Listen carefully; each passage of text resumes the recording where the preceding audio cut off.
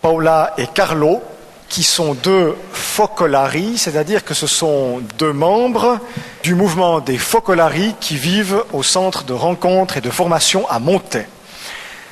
Deux membres de cette communauté sont décédés, sont passés dans l'autre vie il y a peu de temps. Paola et Carlo vont maintenant nous partager l'expérience forte qui a été vécue à cette occasion. Bonsoir à tous. J'espère de ne pas trop abîmer votre belle langue, mais j'ai confiance en votre compréhension. Je vais peut-être lire, comme ça sera un peu plus facile aussi. Merci. Alors, les centres de Focolari où nous vivons dans la Broye accueillent chaque année des jeunes du monde entier qui se préparent à la vie communautaire. Nous vivons en petite famille de 5 ou 6 personnes. Et Piero faisait partie du groupe des animateurs. Pendant 10 ans, en plus de son travail professionnel, il a eu la responsabilité d'accompagner des jeunes à la découverte de la vie en communauté, illuminée par la parole de Dieu. Il a accompli cette tâche avec un amour que moi, en souriant, j'ai qualifié parfois d'exagéré. Mais cet amour lui a permis de tisser des liens très profonds qui sont restés jusqu'à aujourd'hui avec tous ces jeunes devenus entre-temps des adultes. Pierre était chauffagiste, plombier et bricoleur. Habitué à faire face aux difficultés de sa profession, toujours à la recherche de solutions techniques pour résoudre les problèmes, Pierre est resté toujours optimiste. Il était un chrétien convaincu de sa foi, qui a voulu faire de sa vie un cadeau à Jésus. Ça n'a pas été toujours évident ni facile, surtout au moment où le cancer lui a été annoncé. Voici en quelques mots comment il a vécu ce moment fort. Il écrit dans une lettre. Il y a quelques jours, on a trouvé une tache dans mes poumons. Tu ne peux pas t'imaginer la frayeur qui m'a pris après cette nouvelle inattendue. Une foule de pensées m'éteignaient l'esprit et l'âme. Les 2 kilomètres à parcourir entre le cabinet du médecin et ma maison étaient devenus interminables. J'ai marché vers un gouffre obscur qui n'avait pas de fin. Tout était terminé. Au milieu de cette torture, une idée, d'abord inacceptable, puis toujours plus claire, commençait à émerger. C'est toi, Seigneur, mon unique bien. Et voilà apparaître comme un pilier de granit à qui s'accrochait Jésus abandonné sur la croix. Piero et moi, nous sommes allés ensemble à Notre-Dame de Tours près de Payerne et nous avons confié sa vie et nos vies à la Vierge Marie et cette nouvelle aventure a commencé. Toute la communauté était mobilisée pour apporter l'aide nécessaire. Chacun, à sa manière, a pu contribuer. Combien de fois nous avons fait recours à Paola, qui est médecin, pour un conseil à n'importe quelle heure. Peu de temps après, Rika aussi vivait dans la même situation et nous avons vécu cette expérience de la maladie et de la mort ensemble. Parmi les grands nombres d'amis de Piero et même dans notre communauté, je me suis retrouvé à être présent presque toujours à son côté. Moi qui avais peur de me trouver un jour à soigner un malade, mais même si les moments difficiles n'ont pas manqué, tout s'est passé très bien. Cette expérience nous a soudés et a fait grandir l'amour et l'unité entre tous. Bonjour Piero, comment vas-tu? Un peu mieux. Voici comment, pendant cette année, répondait Piero à qui lui demandait des nouvelles de sa santé, jusqu'au jour de son départ pour le paradis, il y a 2 mois. Mais au sujet de sa santé, il savait très bien quel problème il avait maintenant à résoudre. Comment alors pouvait-il dire toujours « un peu mieux » ? Je pense que c'était l'espérance, cette vertu qui a cultivé et entretenu toute sa vie durant. Au moins à partir du moment où il a rencontré Jésus, le ressuscité, c'est Jésus qui se rend présent à chaque fois que 2 ou 3 s'aiment comme il nous a aimés. Mais surtout Jésus sur la croix qui, après avoir crié à Dieu « Pourquoi m'as-tu abandonné ?» Plein d'espérance, dit à son père, « Entre tes mains, je remets mon esprit. » L'espérance de Pierre était donc enracinée sur la croix à côté de Jésus. L'espérance en Jésus, en son amour, en sa miséricorde, était le ressort qui a permis à Pierre d'être toujours souriant et confiant. Ça va un peu mieux. Il n'a pas lutté pour survivre à la maladie, il a tout fait pour vivre. Vivre, pour lui, cela voulait dire être l'artisan de sa propre vie et de la rendre belle et intéressante jusqu'à la dernière minute. Et jour après jour, Piero a vécu sa vie toujours mieux et elle devenait toujours plus belle, malgré les douleurs, la faiblesse, la déchéance. Et lui devenait de plus en plus aimable. Évidemment, à l'époque d'Internet, les mails de tous ceux qui l'ont connu n'ont pas manqué. Partout dans le monde, il y avait des prières qui s'élevaient au ciel pour que Piero puisse bien vivre ces derniers jours.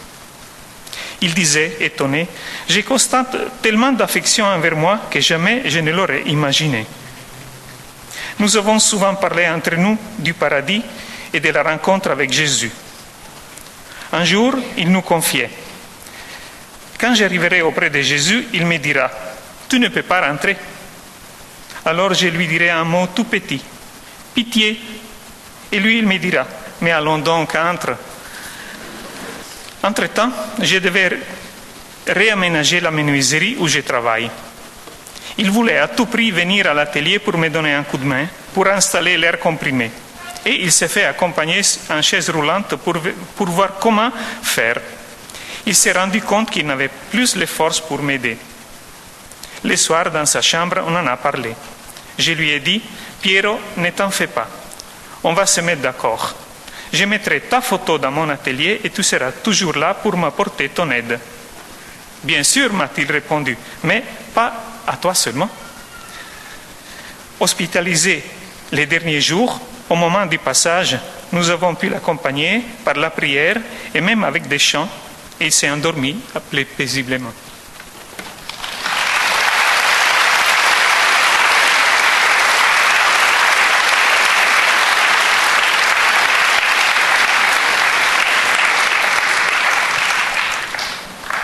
Rika était belge, elle avait 59 ans et elle était arrivée à Monté pour s'occuper de toutes les personnes qui venaient pour visiter. Donc elle s'occupait de l'accueil. Et elle était pleine d'enthousiasme, pleine de joie, avec un grand sourire et tout le monde se sentait accueilli à bras ouverts. Donc elle était pleine de vie, elle était la plus forte, la plus sportive entre nous. Et personne ne pouvait imaginer ce qui lui arrivait à partir de l'avril passé.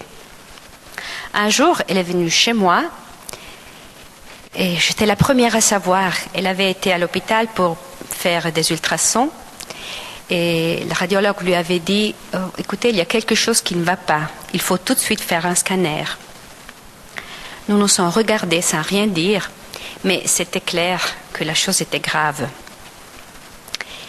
J'ai deviné son angoisse, mais elle m'a souri, comme toujours.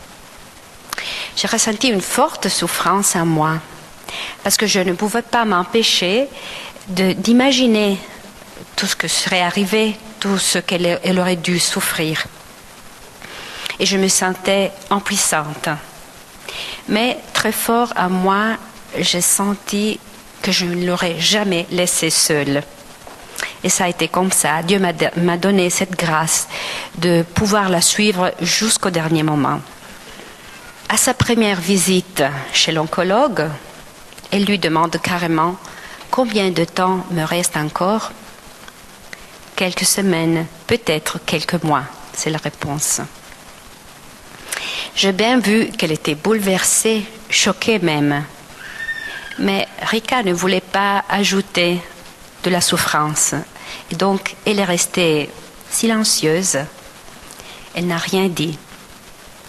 Par contre, elle a tout de suite reconnu que cette maladie, c'était un cadeau de Dieu.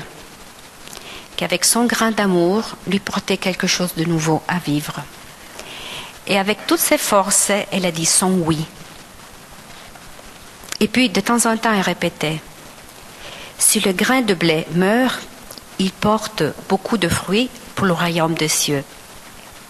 Elle s'est préparée à rencontrer Jésus. Elle était très consciente. Donc elle s'est préparée à rencontrer Jésus, qu'elle avait voulu aimer toute sa vie, dans la meilleure façon possible.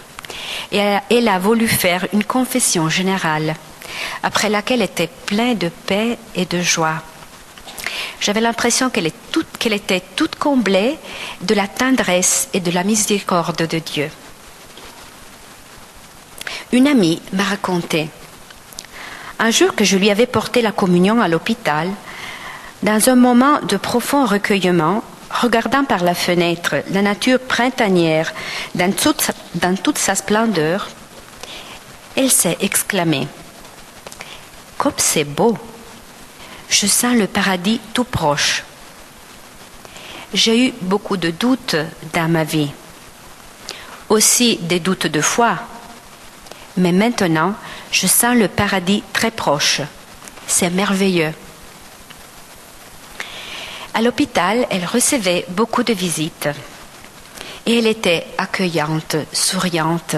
Elle écoutait tout le monde très longtemps, même si après elle restait au fond de son lit complètement sans force.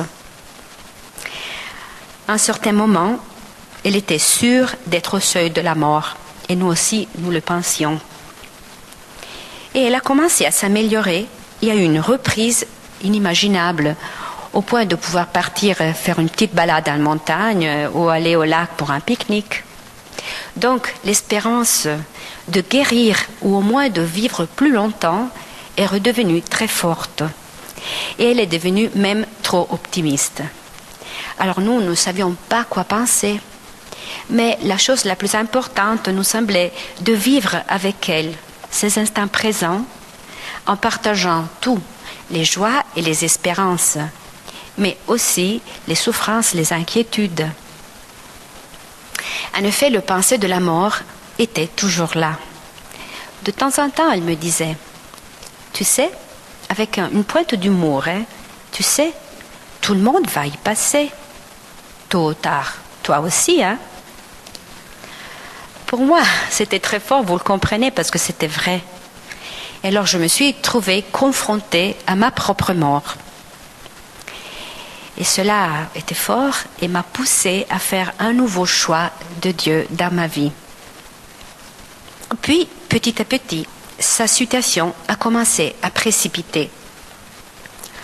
Un jour, en rentrant d'une visite chez l'oncologue, aux amis qu'elle entourait avec beaucoup d'amour et une écoute profonde, au lieu de dire « il n'y a plus rien à faire », elle dit « le paradis est plus proche ». Comme Carlo l'a dit, avec Piero, elle avait une relation très profonde. Ils se sont soutenus mutuellement. Piero est décédé 3 semaines avant Rika. Et comme elle ne pouvait pas participer à son enterrement, elle lui a écrit un petit mot et nous l'avons mis sur le cercueil. « Merci, Piero, tu m'as montré le chemin. À bientôt, Rika. » Les derniers jours, comme les difficultés physiques augmentaient, nous nous sommes tout engagés à la suivre jour et nuit, même à l'hôpital, pour qu'elle soit toujours soutenue par la présence spirituelle de Jésus au milieu de nous. Tous ses proches et ses amis étaient aussi très présents, et cela a été très important. Elle est restée dans la paix et dans la joie jusqu'au bout. Une amie qui l'a beaucoup aidée ces jours-là témoigne. Dans la vie de Rika, la réalité des épousailles avec Jésus avait été toujours très présente. Et on peut dire qu'elle a vécu ces derniers moments de maladie avec le désir ardent du banquet final et avec la conscience que les moments de douleur physique auraient orné de pierres précieuses son habit d'épouse. Le dernier jour, elle est rentrée à la maison. Malgré ses souffrances, son passage au paradis, comme elle le disait, a été serein et doux. Tous les amis du centre ont pu lui dire au revoir. Je pense qu'en 2 heures, une 60aine de personnes sont passées chez elle. Il y avait qui la remerciaient. Quelqu'un a même chanté, quelqu'un pleurait. elle arrivait encore à sourire, et dans ses yeux, il y avait déjà la lumière du ciel. Son dernier mot a été « merci ». Sa sœur nous a écrit quelques jours après l'enterrement. Une semaine s'est déjà écoulée depuis la mort de Rika. Mais l'assistance au dernier moment par Voulez Focolari, l'adieu touchant en unité, le don d'une tombe ensoleillée au cimetière du centre, c'était le désir de Rika, qui aimait beaucoup le soleil. Tout cela agrandit encore la paix et même l'espérance joyeuse d'un au revoir envers ma chère sœur. Merci.